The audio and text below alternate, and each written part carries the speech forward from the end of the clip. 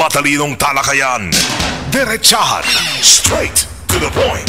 Maayong buntag sa tanan o kumusta naman mo? Ako gyapon ay kasamang June Duterte tupad nako ang entero team sa RMN DXDC Davao.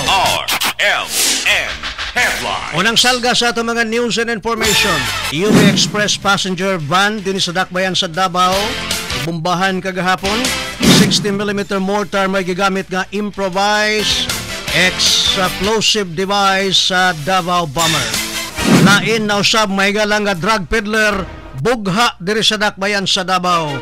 Ila ang nakabsan sa kinabuhi nga si John De La Torre. Katong disqualification case kontra kang Senator Grace Llamansares po iapilar pa sa complainant ini ngadto sa Korte Suprema. Arita sa APEC Summit update may gala.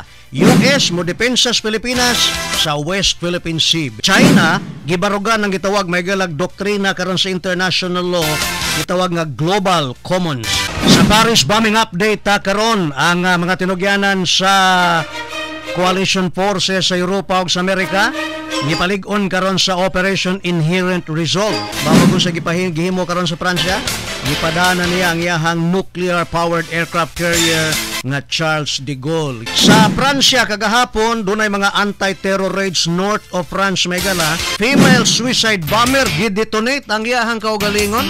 Ang pangalan niya si Sana Maidli. 14 ka mga Pinoy workers patay, 13 samdan sa fatal vehicular accidents dito sa Kingdom of Saudi Arabia. Sa unahan, ubananta mahigalan ni Magdalo Party List Congressman Ashley Asidilio o sa National Security Expert Maygala, pagtuki ni ining violent extremism sa kalibutan sa pagkakaron.